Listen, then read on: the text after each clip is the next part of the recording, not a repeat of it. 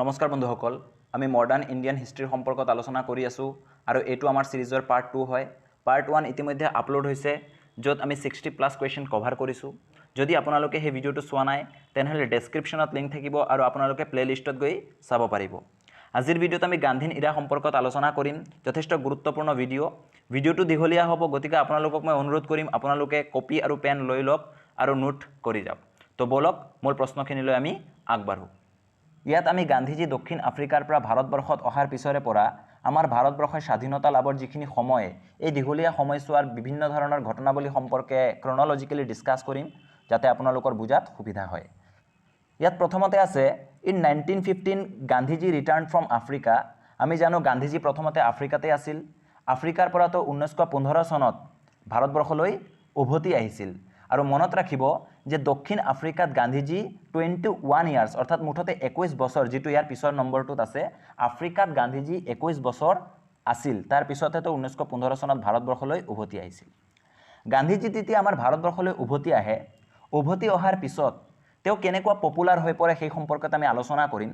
চাওক গান্ধীজি যেতিয়া আমাৰ ভাৰতবৰ্ষত আহে আৰু সেইটো সময়ছোৱাত আমি সকলোৱে জানো প্ৰথম বিশ্বযুদ্ধ চলি আছিল আৰু গান্ধীজিয়ে ভাৰতত আহি কি কৰিছিল আমাৰ ভাৰতীয় সকলক প্ৰথম বিশ্বযুদ্ধত অংশগ্ৰহণ কৰিবলৈ তেওঁ অংশগ্ৰহণ কৰাটো বিচাৰিছিল ইংৰাজৰ পক্ষত হৈ সেই কাৰণে কৈছে চাওক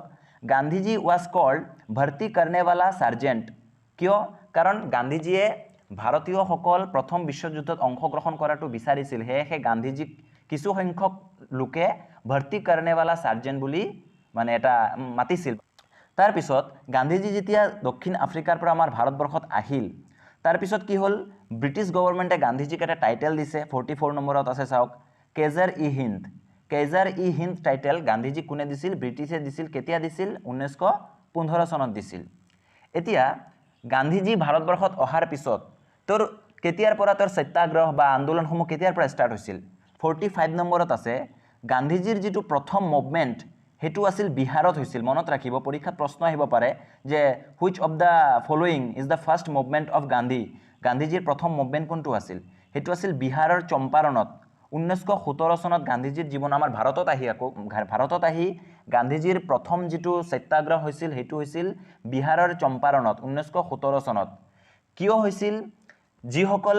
নীল খেতিয়ক আছিল সেই নীল খেতিয়কসকলৰ লগত ব্ৰিটিছে যি ধৰণৰ মানে শোষণ কৰিছিল সেই শোষণৰ বিৰুদ্ধে গান্ধীজিয়ে বিহাৰৰ চম্পাৰণত 1917 চনত সত্যাগ্ৰহ কৰিছিল আপোনালোকে নিশ্চয় পাইছে যে ৰাজকুমাৰ শুক্লা নামৰ এগৰাকী খেতিয়কে গান্ধীজিক আমন্ত্ৰণ কৰিছিল আৰু ৰাজকুমাৰ শুক্লাৰ আমন্ত্ৰণ মৰ্মে গান্ধীজিয়ে বিহাৰৰ চম্পাৰণত কি কৰিছিল সত্যাগ্ৰহ কৰিছিল লোকেল সত্যাগ্ৰহ আছিল গান্ধীজিৰ দ্বিতীয়টো যেটো সত্যাগ্ৰহ আমাৰ ভাৰতবৰ্ষত হেতু আছিল গুজৰাটৰ খেৰা ডিস্ট্ৰিক্টত আছিল হেতু সত্যাগ্ৰহ 1918 চনত হৈছিল হেতুটো খেতিয়কসকলৰ মংগলৰ কাৰণে কৰিছিল মনত ৰাখিব গুজৰাটত দ্বিতীয়টো হৈছিল প্ৰথমটো হৈছিল বিহাৰত আৰু গান্ধীজিৰ তৃতীয়টো যেটো মুভমেন্ট হেতু আছিল আহমেদাবাদত হেতু 1918 চনতে হৈছিল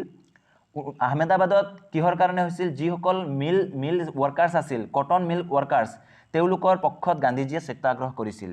এতিয়া আমি পালো প্ৰথমতে বিহাৰত গান্ধীজিৰ সত্যাগ্ৰহ হৈছিল দ্বিতীয়তে গুজৰাটত হৈছিল তৃতীয়তে আহমেদাবাদত হৈছিল প্ৰথমটো 1917 দ্বিতীয়টো 1918 আৰু তৃতীয়টো 1918 এতিয়া এই তিনিটাৰ ভিতৰত গান্ধীজি হাংগাৰ ষ্ট্ৰাইকক এটা আহিলা হিচাপে মানে সত্যাগ্ৰহৰ আহিলা হিচাপে কোনটো ইউজ কৰিছিল যদি পৰীক্ষাত প্ৰশ্ন আহে যে গান্ধীজিয়ে কোনটো সত্যাগ্ৰহত প্ৰথমতে হাংগাৰ ষ্ট্ৰাইক কৰিছিল হেতু হ'ব আহমেদাবাদৰ যেটো মিল ষ্ট্ৰাইক আছিল হেতু গান্ধীজিৰ ফাৰ্স্ট হাংগাৰ ষ্ট্ৰাইক আছিল ইন ইণ্ডিয়া মনত ৰাখিব ক্লিয়াৰ তাৰ পিছত 1919 চনৰ 19 মাৰ্চ তাৰিখে ব্ৰিটিছ গভৰ্ণমেণ্টে কি কৰে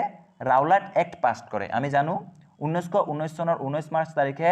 ব্ৰিটিছ গভৰ্ণমেণ্টে ৰাওলাট এক্ট পাছ কৰে সেই ৰাওলাট এক্টটো কি আছিল শৰ্টত কৈ দিছো যিসকলে নাজানে ৰাওলাট এক্ট মতে ব্ৰিটিছসকলৰ যিকোনো বিষয়ে কোনো ধৰণৰ প্ৰুফ অবিহনে আমাৰ ভাৰতীয়সকলক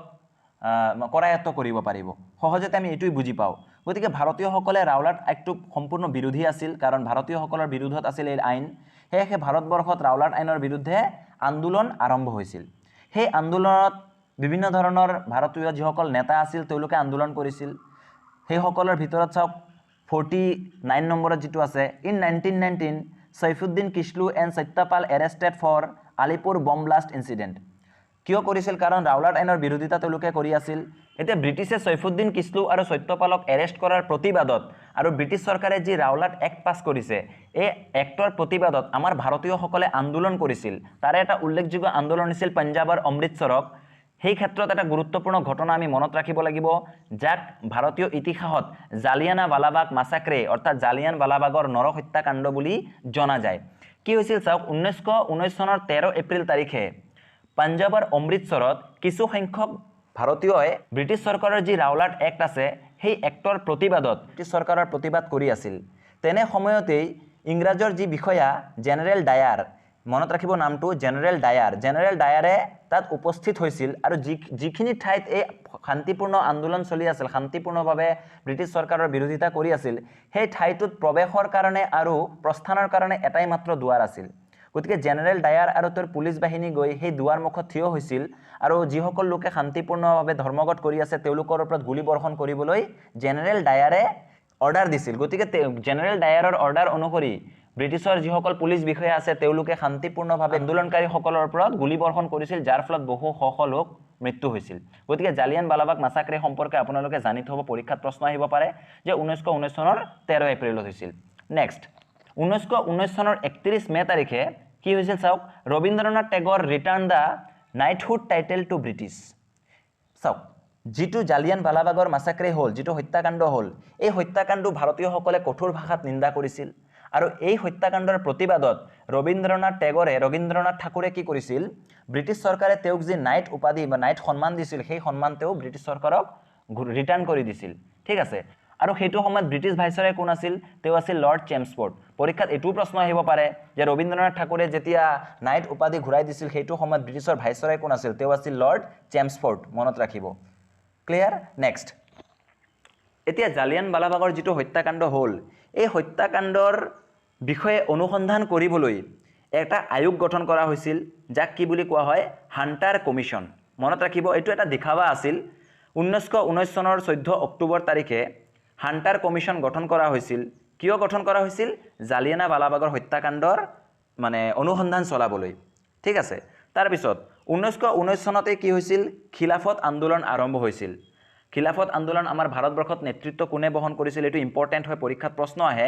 মোহাম্মদ আলী আৰু শৌকত আলী দুইজন ভাতৃয়ে আমাৰ ভাৰতবৰ্ষত খিলাফত আন্দোলনৰ নেতৃত্ব বহন কৰিছিল মনত ৰাখিব খিলাফত আন্দোলন 1919 চনত আৰম্ভ হৈছিল আৰু এই খিলাফত আন্দোলনত আমাৰ ভাৰতবৰ্ষক প্ৰেসিডেন্ট কাক নিয়োগ কৰা হৈছিল মহাত্মা গান্ধীক প্ৰেসিডেন্ট হিচাপত নিৰ্বাচিত কৰা হৈছিল ক্লিয়াৰ নেক্সট 1920 চনৰ 1 আগষ্টত কি লিখিছে চাওক 1920 চনৰ 1 আগষ্ট তাৰিখে মহাত্মা গান্ধীয়ে নন কোঅপাৰেশন মুভমেন্ট অৰ্থাৎ অসহযোগ আন্দোলন আৰম্ভ কৰিছিল ঠিক আছে আৰু এই অসহযোগ আন্দোলনৰ বিষয়ে আমাৰ অসমত প্ৰচাৰ চলাবলৈ 1921 চনত মহাত্মা গান্ধী অসমলৈ আহিছিল এটো মনত ৰাখিব যে 1920 চনৰ 1 আগষ্টত মহাত্মা গান্ধীয়ে অসহযোগ আন্দোলন আৰম্ভ কৰিছিল আৰু এই অসহযোগ আন্দোলনৰ প্ৰচাৰ চলাবলৈ 1921 চনত তেওঁ আমাৰ অসমলৈ আহিছিল আমি জানো অসমত গান্ধীজি মুঠতে কেইবাৰ আহিছিল 4 বাৰ আহিছিল ঠিক আছে তাৰে প্ৰথম যেটো হেতু কেতিয়া আহিছিল তেওঁ 1921 ত আহিছিল ঠিক আছে তাৰ পিছত 1926 তো তেওঁ আহিছিল যেতিয়া পাণ্ডুত কংগ্ৰেছৰ অধিৱেশন হৈছিল তাতো তেওঁ আহিছিল নেক্সট 1922 চনৰ 5 ফেব্ৰুৱাৰী So, 1922 চনৰ 5 ফেব্ৰুৱাৰীত কি হ'ল এটা ঘটনা ঘটিল আমি সকলোৱে জানো গান্ধীজি অহিংস উপায়েৰে আন্দোলনসমূহতে চলাই গৈছিল কিন্তু 1922 চনৰ 5 ফেব্ৰুৱাৰী তাৰিখে উত্তৰ প্ৰদেশৰ চৌৰিচৰা নামৰ এখন ঠাইত কি হৈছিল এটা হিংসাত্মক ঘটনা সংঘটিত হৈছিল অসহযোগ আন্দোলনৰ সময়ছোৱাত আৰু যে উত্তৰ প্ৰদেশৰ চৌৰিচৰা নামৰ এখন ঠাইত পুলিচ থানা এটা আন্দোলনকাৰীসকলে জ্বলাই দিছিল এতিয়া কথা হল গান্ধীজিয়ে যেহেতু অহিংস উপায়েৰে অসহযোগ আন্দোলন হোৱাটো বিচাৰিছিল কিন্তু আন্দোলনকাৰীসকলে কি কৰিলে হিংসাৰ পথ অৱলম্বন কৰিলে সেইভাবে মহাত্মা গান্ধীয়ে কি কৰিলে অসহযোগ আন্দোলন তুলি দিলে মানে খতম কৰি দিলে নাইকিয়া কৰি দিলে এতিয়া অসহযোগ আন্দোলন নহয় আৰু যেটো বহুতো ভাৰতীয় লোকে গান্ধীজিৰ এই সিদ্ধান্ত ভাল পোৱা নাছিল সেই সকলৰ ভিতৰত একেবাৰে কম বয়সীয়া ভগত সিং যথেষ্ট সৰু আছিল তেওঁ যথেষ্ট বেয়া পাইছিল গান্ধীজিক সেই সময়ৰ পৰাই গান্ধীজিৰ চিন্তাধাৰা আৰু ভগত সিংৰ যি আদৰ্শ সেই আদৰ্শৰ মাজত পাৰ্থক্য আহি পৰিছিল অসহযোগ আন্দোলন গান্ধীজিয়ে তুলি দিয়াৰ পিছৰে পৰা এতিয়া গান্ধীজিয়ে যেতিয়া অসহযোগ আন্দোলন তুলি দিলে তেতিয়া অসহযোগ আন্দোলনটো সাকসেসফুল নহল তেতিয়া গান্ধীজিয়ে কি কৰিলে অসহযোগ আন্দোলনক কি কলে হিমালয়ান ব্লান্ডাৰ আফটাৰ চৌৰি চৌৰা ইনসিডেন্ট এতিয়া পৰীক্ষাত প্ৰশ্ন আহিব পাৰে যে অসহযোগ আন্দোলনক গান্ধীজীয়ে কি বুলি কৈছিল অসহযোগ আন্দোলনটোক গান্ধীজীয়ে হিমালয়ান ব্লাণ্ডাৰৰ লগত তুলনা কৰিছিল যিহেতু এইটো সাকসেসফুল হোৱা নাছিল ঠিক আছে নেক্সট চাওক 1923 চনত কি হ'ল স্বৰাজ পাৰ্টি গঠন হ'ল স্বৰাজ দল কেতিয়া গঠন হৈছিল 1923 চনত গঠন হৈছিল কোনে গঠন কৰিছিল চি আৰ দাস আৰু মতিলাল নেহেৰুৰ সহযোগত চি আৰ দাস অৰ্থাৎ চিত্তৰঞ্জন দাসে মতিলাল নেহেৰুৰ সহযোগত 1923 চনত স্বৰাজ পাৰ্টি গঠন কৰিছিল মনত ৰাখিব চি আৰ দাসক দেশবন্ধু বুলিও জনা যায় হেতু যথেষ্ট গুৰুত্বপূৰ্ণ পৰীক্ষাত শৰ্ট কুৱেশ্যন আহিব পাৰে যে চি আৰ দাসক চিত্তৰঞ্জন দাসক দেশবন্ধু বুলি জনা যায় কাক জনা যায় আহিলে চি আৰ দাস ঠিক তাৰ পিছত 1924 চনত কংগ্ৰেছৰ বেলগাঁও সেশন হৈছিল মনত ৰাখিব কৰ্ণাটকত আছে অৱস্থিত বেলগাঁও হে বেলগ্ৰাম বুলিও কয় বেলগ্ৰাম সেশন অনুষ্ঠিত হৈছিল আৰু কংগ্ৰেছৰ এই বেলগাঁও সেশনতেই বেলগাঁও অধিৱেশনতেই গান্ধীজী প্ৰথমবাৰৰ বাবে আৰু লাষ্টবাৰৰ বাবে অৰ্থাৎ গান্ধীজী ভাৰতীয় জাতীয় কংগ্ৰেছৰ অধিৱেশনত এবাৰেইতো সভাপতিত্ব কৰিছিল হেতু আছিল বেলগাঁও সেশন মনত ৰাখিব ইম্পৰ্টেন্ট হয় 1924 চনত হেতু অনুষ্ঠিত হৈছিল আপোনালোকে মনত ৰাখক 1924 চনত নেক্সট 1926 চনত অখিল ভাৰতীয় মহিলা সংঘ এষ্টাব্লিছড হৈছিল অখিল ভাৰতীয় মহিলা সংঘ কেতিয়া গঠন হৈছিল 1926 চনত নেক্সট 1926 চনতেই কংগ্ৰেছৰ 41st অৰ্থাৎ 41তম যেটো অধিৱেশন ইতিমধ্যে আমি উল্লেখ কৰি আহিছো যে পাণ্ডু সেশন গুৱাহাটীৰ পাণ্ডুত এটো আমাৰ অসমৰ যেহেতু সেই কাৰণ ইম্পৰ্টেন্ট যে গুৱাহাটীৰ পাণ্ডুত ভাৰতীয় জাতীয় কংগ্ৰেছৰ যেটো অধিৱেশন হৈছিল এটো কিমানতম অধিৱেশন বোলে এটো 41তম অৰ্থাৎ 41তম অধিৱেশন আৰু ইয়াত সভাপতিত্ব কোনে কৰিছিল শ্ৰীনিবাসা আয়েঙ্গাৰ ক্লিয়াৰ যে এছ শ্ৰীনিবাসা আয়েঙ্গাৰ তেওঁ সভাপতিত্ব কৰিছিল আৰু গান্ধীজী সেকেন্ড টাইমৰ কাৰণে অসমত আহিছিল আৰু ফাৰ্স্ট টাইমটো 1921ত আহিলে অসহযোগ আন্দোলনৰ প্ৰচাৰ চলাবলৈ হয়নে নহয় ঠিক আছে নেক্সট 1927 চনত কি হ'ল চাওক সাইমন কমিশন ওয়াজ এপয়েন্টেড 1927 চনত সাইমন কমিশন এপয়েন্ট কৰা হ'ল কাৰ বাবে কিহৰ কাৰণে reforms constitution of India to reforms constitution of India ভাৰতীয় সংবিধানৰ সংস্কাৰৰ বাবে সাইমন কমিশন এপয়েন্ট কৰা হ'ল ঠিক আছে and in 3 February 1928 Simon commission chemo to India Simon commission যদি এপয়েন্টেড বুলি আহে তেতিয়া হলে হ'ব 1927 চনত আৰু সাইমন কমিশন কেতিয়া ভাৰতলৈ আহিছিল 1928 চনত সাইমন কমিশন ভাৰতলৈ আহিছিল এতিয়া সাইমন কমিশন যেতিয়া আমাৰ ভাৰতবৰ্ষলৈ আহে ভাৰতীয়সকলে সাইমন কমিশনক কি কৰা নাছিল গ্ৰহণ কৰা নাছিল ইয়াৰ কাৰণটোনো কি চাওক সাইমন কমিশন এটা বডি আছিল যত নেকি 7জন সদস্য আছিল আৰু ইয়াত হেড লিডাৰ কোন আছিল স্যাৰ জন সাইমন কিন্তু গুৰুত্বপূৰ্ণ কথাটো হ'ল যে আমাৰ ভাৰতৰ সংবিধানৰ ৰিফৰ্মছৰ কাৰণে এই কমিশন গঠন কৰা হৈছিল অথচ আমাৰ এজনো ভাৰতীয় সদস্য নাই এই কথাটো সহজ ভাষাত কেতিয়া আমি গ্ৰহণ কৰিব নোৱাৰো সেই কাৰণে কি কৰিলে ভাৰতীয়সকলে সাইমন কমিশনক গ্ৰহণ নকৰিলে আৰু ইয়াৰ বিৰোধিতা কৰিলে ইয়াৰ কাৰণ হ'ল সাইমন কমিশনত এজনো ভাৰতীয় লোক নাছিল ক্লিয়াৰ তাৰ পিছত চাওক 1927 চনৰ এটা ঘটনা যে Butler Committee was appointed to improve the relationship between Government of India and Indian states 1927 চনত কি কৰিলে বাটলাৰ কমিটি এপয়েন্ট কৰা হ'ল নিয়োগ কৰা হ'ল বাটলাৰ কমিটি কিয় নিয়োগ কৰা হ'ল যে গভৰ্ণমেণ্ট অফ ইণ্ডিয়া কেন্দ্ৰীয় চৰকাৰ আৰু যিবোৰ ষ্টেটছ আছে সেই ষ্টেটছৰ যি ৰিলেশনশিপ সেই ৰিলেশনশিপটো সুধৰণি কৰিবলৈ ভাল কৰিবলৈ বাটলাৰ কমিটি এপয়েন্ট কৰা হৈছিল ঠিক আছে তাৰ পিছত 1928 চনত আমি ক্ৰনলজিক্যালি ডিসকাস কৰি আছো মেবি আপোনালোকে হ্যান্ডৰাইটিং অলপ বুজাত অসুবিধা হ'ব পাৰে কাৰণ খুব ফাষ্ট মই লিখিছো এখিনি In 1928, Motilal Nehru, the chairman asil, and 8 other Congress leaders draft a constitution for India. Motilal Nehru aru the chairman asil aru 8 jon Congressor leaders or logot lagi eta constitutioner eta draft খসৰা প্ৰস্তুত কৰি উলিয়াইছিল কেতিয়া 1928 চনত ঠিক আছে ইয়াতে খুব সৰু সৰু আখৰেৰে লিখা আছে চাওক HSRS এটো ইম্পৰ্টেন্ট হয় Hindustan Socialist Republican Army Hindustan Socialist Republican Army বা এছ'চিয়েশ্যন কেতিয়া গঠন হৈছিল 1928 চনত গঠন হৈছিল ইয়াৰ নামৰ মাজত সোশিয়েলিস্ট শব্দটো প্ৰথমত নাছিল পৰৱৰ্তী সময়ত সোশিয়েলিস্ট শব্দটো ইয়াতে এড কৰা হয় এইটো HSRS কোনে গঠন কৰিছিল চন্দ্ৰশেখৰ আজাদৰ নেতৃত্বত এয়া গঠন হৈছিল আৰু পৰৱৰ্তী সময়ত ইয়াত ভগত সিং সুখদেৱ ৰাজগুৰু আশফাকুল্লাহ খান তেওঁলোকে ইয়াত অংশগ্ৰহণ কৰিছিল ঠিক আছে মনত ৰাখিব In 1929 কংগ্ৰেছ লাহোৰ সেশন 1929 চনত কংগ্ৰেছৰ লাহোৰ অধিৱেশন হৈছিল এটো ইম্পৰ্টেন্ট সেশন হয় কিয়নো এই লাহোৰ সেশনত প্ৰথমবাৰৰ বাবে পূৰ্ণ স্বৰাজৰ যি দাবী এই পূৰ্ণ স্বৰাজৰ দাবী উত্থাপন কৰা হৈছিল লাহোৰ সেশনৰ প্ৰেসিডেন্ট কোন আছিল জৱাহৰলাল নেহেৰু আছিল মনত ৰাখিব পূৰ্ণ স্বৰাজৰ দাবী ক'ত উত্থাপন কৰা হৈছিল লাহোৰ সেশনত উত্থাপন কৰা হৈছিল ঠিক আছে আৰু এই লাহোৰ সেশনতে সবিনয় অৱজ্ঞা আন্দোলন অৰ্থাৎ আইন অমান্য আন্দোলন আৰম্ভ কৰাৰ সিদ্ধান্তও গ্ৰহণ কৰা হৈছিল নেক্সট এতিয়া ৰাউণ্ড টেবুল কনফাৰেন্স সম্পৰ্কত আমি আলোচনা কৰিম এটো যথেষ্ট ইম্পৰ্টেন্ট হয় ৰাউণ্ড টেবুল কনফাৰেন্স মুঠতে 3বাৰ হৈছিল সব ফাৰ্স্ট ৰাউণ্ড টেবুল কনফাৰেন্স কেতিয়া হয় 1930 চনৰ 12 নৱেম্বৰ তাৰিখে তিনিওটা ৰাউণ্ড টেবুল কনফাৰেন্স লণ্ডনতে অনুষ্ঠিত হৈছিল আৰু ৰাউণ্ড টেবুল কনফাৰেন্সৰ ঘূৰণীয়া মেজমেল 1930 চনৰ 12 নৱেম্বৰত প্ৰথম ৰাউণ্ড টেবুল কনফাৰেন্স অনুষ্ঠিত হয় ঠিক আছে আৰু এই ৰাউণ্ড টেবুল কনফাৰেন্সৰ সময়ত ব্ৰিটিছ প্ৰধানমন্ত্ৰী কোন আছিল ৰামজে মেকডোনাল্ড তেও চেয়াৰম্যানও আছিল আৰু ব্ৰিটিছৰ প্ৰধানমন্ত্ৰী আছিল তো ঠিক আছে প্ৰথম ৰাউণ্ড টেবুল কনফাৰেন্সৰ মানে চেয়াৰম্যান কোন আছিল ব্ৰিটিছৰ প্ৰধানমন্ত্ৰী ৰামজে মেকডোনাল্ড আছিল এতিয়া প্ৰথম ৰাউণ্ড টেবুল কনফাৰেন্সত গান্ধীজীকো ইনভাইট কৰা হৈছিল কিন্তু গান্ধীজীয়ে কি কৰিলে প্ৰথম ৰাউণ্ড টেবুল কনফাৰেন্সত এটেন্ড হোৱাৰ পৰাটো বিৰত আছিল তেও ডিনাই কৰিছিল অৰ্থাৎ তেও অমান্তি হৈছিল যাবতো বিচৰা নাছিল ঠিক আছে পৰীক্ষাত যদি প্ৰশ্ন আহে গান্ধীজী কোনটো ৰাউণ্ড টেবুল কনফাৰেন্সত অংশগ্ৰহণ কৰিছিল তেনেহলে মনত ৰাখিব গান্ধীজীয়ে কেৱল মাত্ৰ সেকেন্ড ৰাউণ্ড টেবুল কনফাৰেন্সতে অংশগ্ৰহণ কৰিছিল যেটো আমি আগত পাম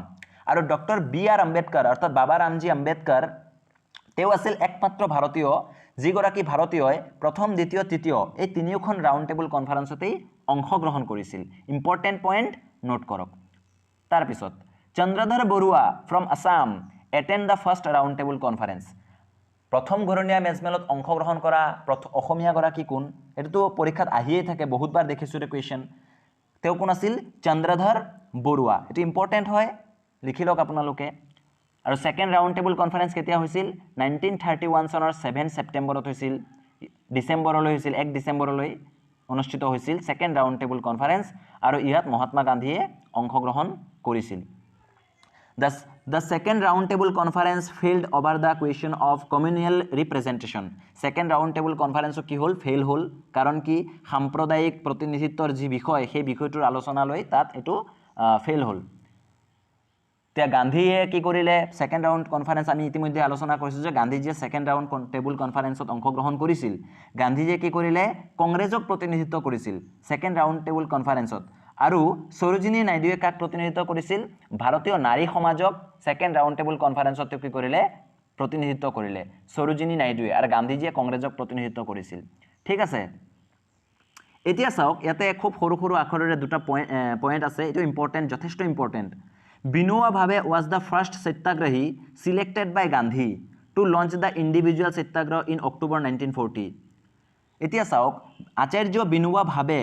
গান্ধীজীয়ে সিলেক্ট কৰিছিল ফাৰ্স্ট টাইমৰ কাৰণে প্ৰথম সত্যাগ্ৰহী হিচাপে গান্ধীজীয়ে কাক সিলেক্ট কৰিছিল ইন্ডিভিজুৱেল সত্যাগ্ৰহী হিচাপে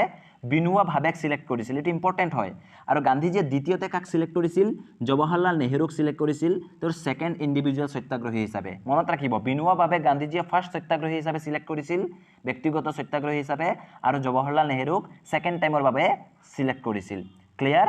তাৰ পিছত থাৰ্ড ৰাউণ্ড টেবুল কনফাৰেন্স যেটো 1932 চনৰ 17 নৱেম্বৰত হৈছিল 17 নৱেম্বৰৰ পৰা 24 ডিসেম্বৰলৈকে হৈছিল লণ্ডনত হৈছিল থাৰ্ড ৰাউণ্ড টেবুল কনফাৰেন্স ঠিক আছে এতিয়া আমি সকলোৱে জানো এটো ইম্পৰ্টেন্ট হয় যদি আমি জানোই সবিনয় অৱজ্ঞা আন্দোলন মানে যেটো আইন অমান্য আন্দোলন আছিল এই আইন অমান্য আন্দোলনৰ নেতৃত্ব কোনে বহন কৰিছিল গান্ধীজীয়ে নেতৃত্ব বহন কৰিছিল এটো আমি জানো তাৰ পিছত Gandhiji started Dandi March along with 78 followers from Sabarmati ashram গান্ধীজীয়ে দাণ্ডি মাৰ্চ স্টাৰ্ট কৰিছিল কৰ পৰা স্টাৰ্ট কৰিছিল তেও সাবৰমতি আশ্ৰমৰ পৰা আৰু তোৰ অনুগামী কেইগৰাকী আছিল 78 গৰাকী আছিল 78 গৰাকী অনুগামীক লৈ গান্ধীজীয়ে দাণ্ডি মাৰ্চ স্টাৰ্ট কৰিছিল তাৰ পিছৰ পইণ্টত চাওক Dandi March started at 12 March 1930 and ended after 24 days on April 6 1930 এটো ইম্পৰ্টেন্ট যে 1930 চনৰ 12 মাৰ্চ তাৰিখে দাণ্ডি মাৰ্চ স্টাৰ্ট হৈছিল আৰু 24 দিন আছিল দাণ্ডি মাৰ্চ কিমান দিন চলিছিল 24 দিন লাগিছিল আৰু 1930 চনৰ 6 এপ্ৰিলত দাণ্ডি মাৰ্চ এন্ড হৈছিল দাণ্ডি মাৰ্চ এটো ভিতৰুৱা হয় ইম্পৰ্টেন্ট নহয় যদি আপোনালোকে অলপ চাওক যে it pass through 4 districts and 48 villages from Gandhi's ashram to Dandi গান্ধীয়ে যে 78 গৰাকী অনুগামীৰ হৈতে দাণ্ডিলৈ যাত্ৰা আৰম্ভ কৰিছিল লোন আইন ভংগ কৰিবলৈ তেতিয়া গান্ধীজীয়ে 4টা ডিস্ট্ৰিক্ট ক্ৰছ কৰিছিল আৰু 48টা ভিলেজ ক্ৰছ কৰি দাণ্ডিত গৈ উপস্থিত হৈছিল তেওঁৰ আশ্ৰমৰ পৰা মানে দূৰত্ব ঠিক আছে গতিকে এইটো জানি থোৱাটো ভাল গান্ধী ইউৰোইন পেক্ট কেতিয়া সংগঠিত হৈছিল কেতিয়া সম্পন্ন হৈছিল যে 1931 চনৰ 5 মাৰ্চ তাৰিখে গান্ধী ইউৰোইন পেক্ট হৈছিল মনত ৰাখিব এইটো প্ৰশ্ন আহে যে 1931 চনৰ 5 মাৰ্চ তাৰিখে গান্ধী ইউৰোইন পেক্ট হৈছিল next in 1935 government of India act passed এটো আমি জানো government of India act 1935 to passed হৈছিল আৰু আমাৰ ভাৰতীয় সংবিধানৰ প্ৰায় 75% যদি আমি কওঁ যে গভৰ্ণমেণ্ট অফ ইণ্ডিয়া এক্টৰ পৰাই লোৱা হৈছে তাৰ পিছত lord Willingdon was the viceroy of India when government of India act 1935 was passed যে 1935 চনৰ গভৰ্ণমেণ্ট অফ ইণ্ডিয়া এক্ট যেতিয়া পাছড হয় সেই সময়ত ভাৰতৰ ভাইসৰয় কোন আছিল তেওঁ আছিল lord Willingdon important point note কৰক next This act was prepared on the basis of report from the Simon Commission Round Table Conference 1935 চনৰ যেটো ভাৰত সৰকাৰ অধিনিয়ম ভাৰত সৰকাৰ আইন পাছড হল সেই আইন কিহৰ ভিত্তিত গঠন মানে কিহৰ ভিত্তিত প্ৰিপেয়াৰ কৰা হৈছিল সাইমন কমিশনৰ ৰিপৰ্ট আৰু ৰাউণ্ড টেবুল কনফাৰেন্সত যি আলোচনা হল সেই মৰ্মে আলোচনা কৰা হল এতিয়া 1935 চনৰ ভাৰত সৰকাৰ আইনৰ ওপৰত কিছুমান প্ৰশ্ন আহে এখিনি ইয়াতে সব ষ্টাৰ মাৰ্ক কৰি দিয়া আছে আপোনালোকে এখিনি নোট কৰি যাওক যে ডায়াৰ কি অৰ্থাৎ দৈত্য শাসন ব্যৱস্থা কি কৰা হয় abolished from the provincialized government and introduced in center এতিয়া দৈত্য শাসন ব্যৱস্থা কি কৰা হয় এবলিষ্ট কৰা হয় অৰ্থাৎ নাইকিয়া কৰি দিয়া হয় কোৰ পৰা প্ৰভিন্সিয়াল গভৰ্ণমেণ্টৰ পৰা আৰু হেয়া নতুনকৈ ইন্ট্ৰোডিউস কৰা হয় কেন্দ্ৰত সেন্টাৰত ইন্ট্ৰোডিউস কৰা হয় ঠিক আছে separation of Burma from India in 1937 by this act এটো খুবই ইম্পৰ্টেন্ট পৰীক্ষাত এটো প্ৰশ্ন আহে যে বাৰ্মা অৰ্থাৎ যেটো म्यांमार বাৰ্মা কি কৰা হয় ভাৰতৰ পৰা সেপাৰেট কৰা হয় কেতিয়া সেপাৰেট হয় 1937 ত সেপাৰেট হয় ইম্পৰ্টেন্ট কোনটো আইনৰ দ্বাৰা সেপাৰেট কৰা হয় এটো ভাৰত সৰকাৰ আইন 1935 ৰ মতে সেপাৰেট কৰা হয় next All India Federation at centre was established with representatives from provinces of British India and the princely states যিবোৰ ৰজাৰ দ্বাৰা পৰিচালিত যিবোৰ ষ্টেটছ আছিল সেই ষ্টেটছ সমূহক লৈ আৰু যিবোৰ ৰাজ্যসমূহ আছিল ব্ৰিটিছৰ আন্ডাৰৰ সেই ৰাজ্যসমূহক লৈ কি গঠন কৰা হয় অল ইণ্ডিয়া ফেডাৰেশন কেন্দ্ৰত গঠন কৰা হয় ঠিক আছে এটো ইম্পৰ্টেন্ট ইমান নহয় তাৰ পিছত establishment of Federal Court at Delhi 1937 ভাৰত সৰকাৰ আইন 1935 অনুসৰি 1937 চনত কি গঠন কৰা হয় ফেডাৰেল কোৰ্ট গঠন কৰা হয় দিল্লীত গঠন কৰা হয় মনত ৰাখিব নেক্সট ইন 1940 মোহাম্মদ আলী জিন্নাৰ demand for create separate Pakistan 1940 চনত মোহাম্মদ আলী জিন্নাই কি কৰিলে সেপাৰেট পাকিস্তানৰ কাৰণে ডিমান্ড কৰিলে এতিয়া চাওক ইয়াতে 1940 মোহাম্মদ আলী জিন্নাৰ কথা লিখা আছে যদি পৰীক্ষাত প্ৰশ্ন আহে যে সেপাৰেট পাকিস্তানৰ কাৰণে কোনে প্ৰথমতে ডিমান্ড কৰিছিল তেও কিন্তু মোহাম্মদ আলী জিন্না নহব মনত ৰাখিব তেও হ'ব মোহাম্মদ ইকবালে কি কৰিছিল প্ৰথমবাৰ যে সেপাৰেট পাকিস্তানৰ কাৰণে ডিমান্ড কৰিছিল ঠিক আছে next Cripps mission came to India in 1942 22nd March 1942 চনৰ 22 মাৰ্চ তাৰিখে কি হল ক্ৰিপছ মিশন আমাৰ ভাৰতত আহিলে ঠিক আছে এতিয়া ক্ৰিপছ মিশন কোনে হেড কোন আছিল Sir Stafford Cripps the mission was headed by a senior minister Sir Stafford Cripps মনত ৰাখিব তাৰ পিছত Lord Linlithgow was the viceroy of India when Cripps mission came to India important point এই viceroy governor general যেতিয়া আমি আলোচনা কৰিম সেইখিনি আকৌ সেপাৰেটলি আমি ডিসকাস কৰিম হলেও আপোনালোকে জানি থক যে Lord Linlithgow was the viceroy of India Lord Linlithgow কি আছিল যেতিয়া ক্ৰিপছ মিশন আমাৰ ভাৰতলৈ আহে তেতিয়া তেওঁ সেই সময়ত ভাৰতৰ ভাইসৰয় আছিল in 1942 8 August Quit India Movement started এতিয়া ভাৰতীয় আন্দোলন যাক আগষ্ট বিপ্লৱ বুলি জনা যায় সেই ভাৰতীয় আন্দোলন কেতিয়া আৰম্ভ হয় 1942 চনৰ 8 আগষ্টত ভাৰতীয় আন্দোলন আৰম্ভ হয় আৰু এটো প্ৰথম কোৰ পৰা ষ্টাৰ্ট হৈছিল বম্বে এণ্ড কলকাতাৰ পৰা মনত ৰাখিব first started from Bombay and Kolkata next The next day 9 August 1942 Gandhi and other leaders were arrested আমি পালো যে 1942 চনৰ 8 আগষ্ট তাৰিখে ভাৰতীয় আন্দোলন আৰম্ভ হয় তাৰ এদিন পিছতেই অৰ্থাৎ 9 আগষ্ট তাৰিখতে কি হল মহাত্মা গান্ধী আৰু অন্যান্য যিসকল লিডাৰ্স আছিল তেওঁলোকক কি কৰা হল এৰেষ্ট কৰা হল এতিয়া এটা পইণ্ট আছে চাওক Gandhi goes to jail for 11 times Gandhi 11 বাৰ জেললৈ যাবলগীয়া হৈছিল এটো কম ডাঙৰ কথা নহয় 11 বাৰ গান্ধীজি জেললৈ যাবলগীয়া হৈছিল এতিয়া চাওক Gandhiji arrested for the first time by the British government from his Sabarmati ashram Ahmedabad on 10 March 1922 for writing 3 articles in his newspaper Young India. গান্ধীজীয়ে প্ৰথমবাৰ যেতিয়া জেললৈ গৈছিল, কেতিয়া গৈছিল? 1922 চনৰ 10 মাৰ্চ তাৰিখে। মনত ৰাখিব, গান্ধীজী প্ৰথমবাৰ কেতিয়া জেললৈ প্ৰিজনলৈ যাব লগা হৈছিল? 1922 চনৰ 10 মাৰ্চ তাৰিখে। আৰু তেওঁক ক'ৰ পৰা এৰেষ্ট কৰিছিল? তেওঁৰ নিজৰ যিটো আশ্ৰম আছে সাবৰমতী আশ্ৰম আহমেদাবাদত, তাৰ পৰা 1922 চনৰ 10 মাৰ্চ তাৰিখে তেওঁক এৰেষ্ট কৰিছিল। তেওঁৰ অপৰাধ কি আছিল? কাৰণ তেওঁৰ এখন নিউজ পেপাৰ আছে, তেওঁ নিজে প্ৰকাশ কৰিছিল য়ং ইণ্ডিয়া। মনত ৰাখিব, য়ং ইণ্ডিয়াত তেওঁ আৰ্টিকল এটা লিখিছিল, সেইটো হয়তো ব্ৰিটিছৰ বিৰুদ্ধাচৰণ কৰা হৈছিল ব্ৰিটিছৰ মতে, সেয়েহে তেওঁক এৰেষ্ট কৰিছিল। Next, the cabinet mission chemo to India in 1942 24 March. Cabinet mission কেতিয়া? চাওক, ক্ৰিপছ মিছন আমি আগতে পালোঁ, এতিয়া cabinet mission. Cabinet mission chemo to India in 1946 24 March. Cabinet mission কেতিয়া ভাৰতলৈ আহিছিল? 24 মাৰ্চ 1946ত আহিছিল। কেবিনেট মিছন কেতিয়া গঠন কৰা হৈছিল যদি আহে, সেইটো হ'ব 16 মে 1946। ঠিক আছে, চাওক, Lord Wavell was the viceroy at that time. যেতিয়া কেবিনেট মিছন ভাৰতলৈ আহে, গঠন হয়, সেইটো সময়ত ব্ৰিটিছৰ ভাইচৰয় কোন আছিল? লৰ্ড ৱেভেল আছিল। ঠিক আছে, the members of the cabinet Mission were Lord Pethick Lawrence, Sir Stafford Cripps and A V. Alexander. Cabinet মিছনৰ মূল নেতৃত্ব বহন কৰিছিল লৰ্ড পেথিক লৰেন্স। মনত ৰাখিব, তো ছেক্ৰেটাৰী আছিল Lord Pethick Lawrence. The cabinet mission plan is around 9 pages. Important হয় যে কেবিনেট মিছন যিটো প্লেন আমাৰ ভাৰতৰ কাৰণে, এইটোৰ 9টা পেজ সম্বলিত আছিল, 9 পেজেছ আছিল তাত। Lord Mountbatten was sent as viceroy to India 1947 22 March. Lord Mountbatten ভাৰতৰ ভাইচৰয় হিচাপে কেতিয়া পঠোৱা হৈছিল? 1947 চনৰ 22 মাৰ্চত পঠোৱা হৈছিল। ঠিক আছে, তাৰপিছত the Mountbatten plan was announced on 3 June 1947।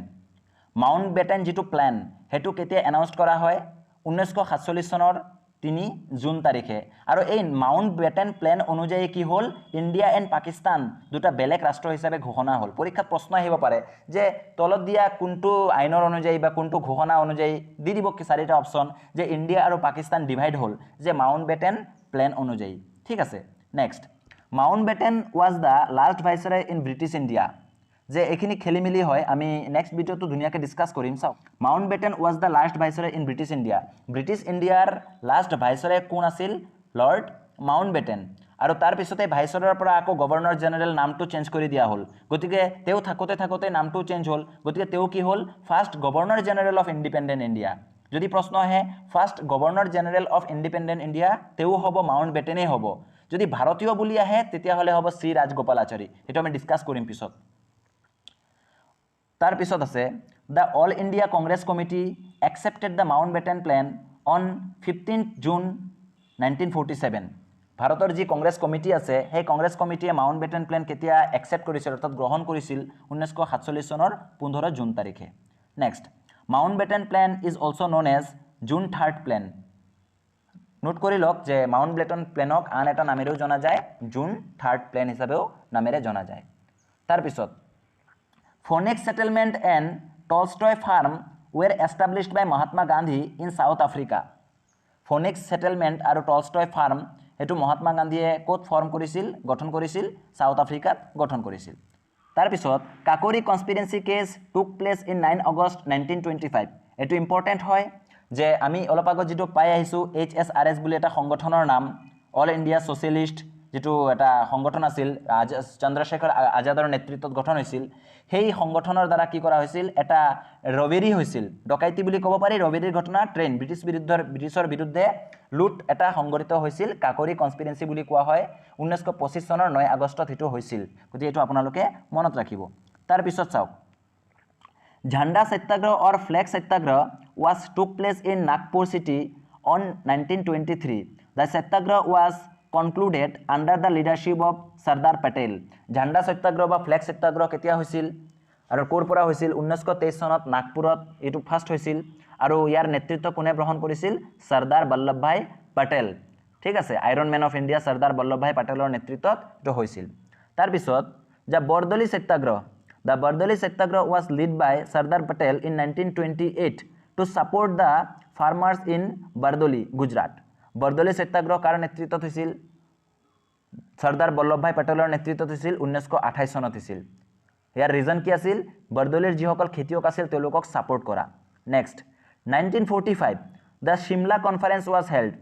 Simla Conference কেতিয়া হৈছিল 1945 ত হৈছিল It was a meeting between the Viceroy Lord Wavell and the major leaders of British India at Shimla ঠিক আছে